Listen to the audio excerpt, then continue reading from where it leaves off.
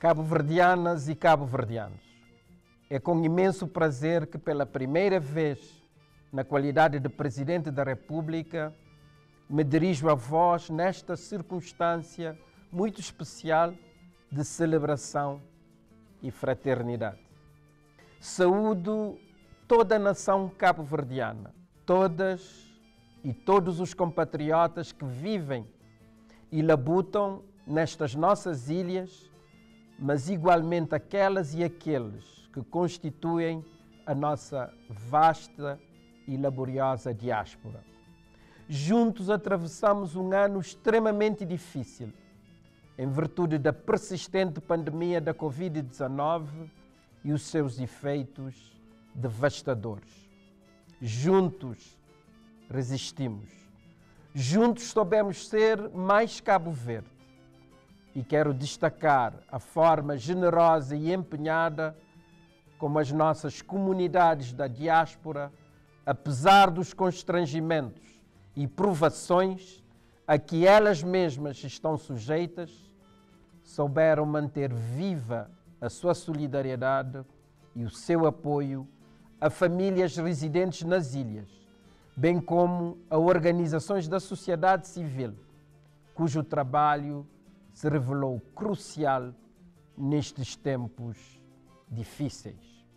Congratulo-me, pois, com mais esta prova da irmandade que está na essência mesma do nosso ser e estar como nação.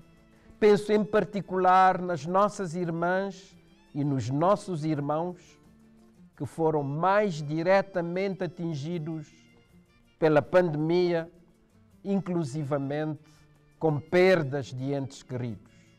Para eles, o meu carinho e a minha solidariedade.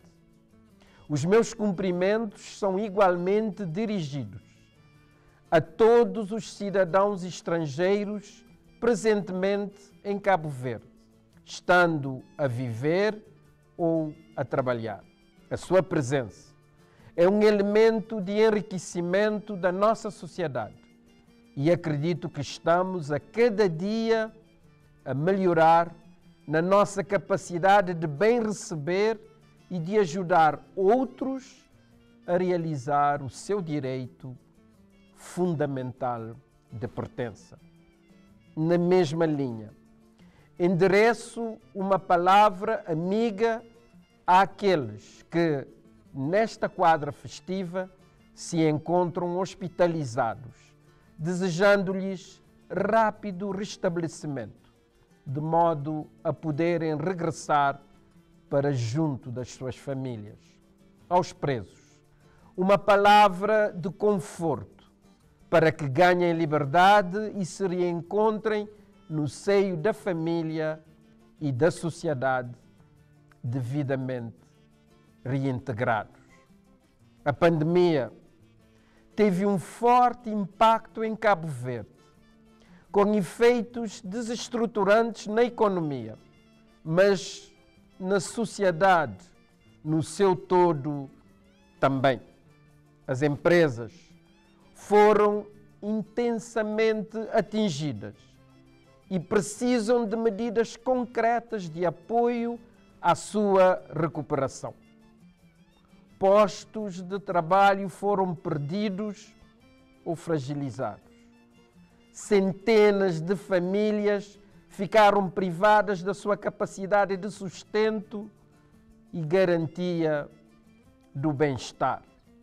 Aliás, a forma desproporcionada como esta pandemia atingiu as camadas mais desprotegidas da sociedade veio colocar à vista de todos o quão profundas são as desigualdades existentes e, por conseguinte, o quão ingente é ainda o combate a travar contra a desigualdade e a exclusão sociais.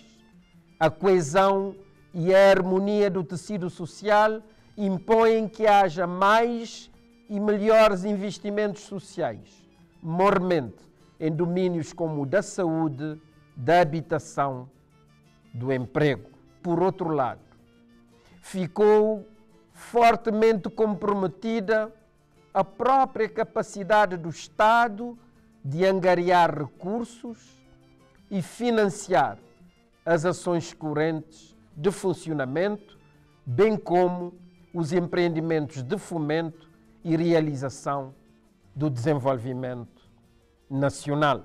Ao nível internacional, a situação continua extremamente precária, apesar de alguns sinais de retoma. Setores decisivos, como o dos transportes e o do turismo, estão fustigados pela pandemia e, concretamente, pelas mutações do vírus e suas consequências implacáveis. Países, nossos parceiros tradicionais, têm sido duramente atingidos, com efeitos perversos nas suas populações e nas suas economias. A mais recente variante do vírus voltou a reacender a necessidade de medidas sanitárias gravosas, pesem embora as taxas de vacinação já alcançadas. Mais ainda, e para a vergonha da comunidade internacional no seu todo, várias nações estão ainda numa fase muito atrasada no que diz respeito à vacinação, facto que claramente compromete os resultados no que poderia ser considerada a luta global contra a pandemia. Ou seja, uma grande mancha desses nossos tempos é a flagrante desigualdade no acesso às vacinas. O que, como pude recentemente referir perante a Conferência dos Chefes de Estado e de Governo da CEDEAO, impõe não apenas uma forte e concertada investida na frente da chamada diplomacia para as vacinas, como, sobretudo, a projeção e a realização de investimentos na capacidade endógena de produzir vacinas e medicamentos. Aliás, são imensos os desafios no plano regional em matéria de saúde e segurança sanitária e não podemos, pura e simplesmente, depender de outros. A região dispõe de recursos suficientes, humanos e outros, para ser ousada, a começar a ousadia de quebrar dependências. No caso de Cabo Verde, repito, a situação é difícil e impõe que estejamos preocupados, todos nós, como país pequeno, frágil e dependente. Temos de ter uma capacidade acrescida de projetar os passos a dar e, consequentemente, mobilizar todas as energias nacionais para vencer os desafios. Está ao nosso alcance ultrapassar os efeitos da pandemia e da seca por forma a repormos o nosso país no caminho do crescimento e do desenvolvimento inclusivo com bem-estar para todos. Trata-se de uma tarefa ingente e dela ninguém pode demitir-se. Bem pelo contrário, este é o momento de um novo e decisivo juntamão por Cabo Verde. Não podemos deixar para depois aquilo que tem de ser feito agora. Fazer e fazer bem, com qualidade e rigor, exigindo excelência dos outros e de nós mesmos, com coerência entre o que proclamamos e o que fazemos no dia a dia, com um permanente sentido de bem comum e de parcimônia na utilização dos recursos públicos. Temos de repor na sociedade cabo-verdiana a cultura do trabalho, da produtividade, da poupança. Com efeito, não dispomos de recursos nacionais para aguentar a perigosa curva de consumismo público e privado e da despreocupação, o egoísmo, se quiser, com os que ainda vivem na pobreza. Num país como o nosso, o sentido da solidariedade social não pode nem deve ser facultativo.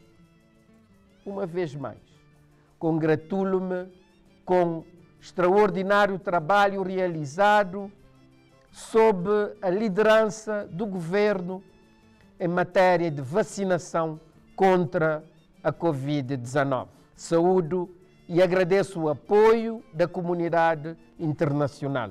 Temos um sistema nacional de saúde que funciona, com instituições sólidas, hábitos mentais arraigados e pessoal empenhado. Quando as instituições são inclusivas e capazes e os servidores se entregam denudadamente à causa pública, os ganhos são grandes e o progresso ao nosso alcance. Temos de manter os esforços nesta frente, vacinando mais e mais, convencendo a vacinar-se os que ainda resistem, mas igualmente mantendo firme as regras de segurança sanitária. Temos de proteger-nos uns aos outros. Temos de cuidar dos mais idosos, dos mais vulneráveis. A batalha contra a pandemia ainda não está ganha, pelo que não devemos baixar os braços. É importante que cada um faça a sua parte. Neste ano que ora finda, o nosso país voltou a estar confrontado com marcas chocantes da violência baseada no género e da violência sexual contra menores. Trata-se, já o disse e repito agora, de uma vergonha nacional. É chegada a hora de dizer basta, basta do lado da sociedade e igualmente do lado dos poderes públicos. Que 2022 seja assim um ano de ganhos inequívocos neste domínio. Queremos que estas manchas deixem de fazer parte da sociedade cabo-verdiana e de ensombrar a vida das mulheres e crianças da nossa terra. Todos e cada um de nós podemos ser agentes de transformação, promotores da paz, da tolerância, da sanidade e da concórdia sociais. No ano de 2021, tivemos alguns momentos muito bons. Desejo destacar o facto de termos realizado 2 eleições em ambiente de pandemia. Primeiro, as legislativas e poucos meses depois, as presidenciais.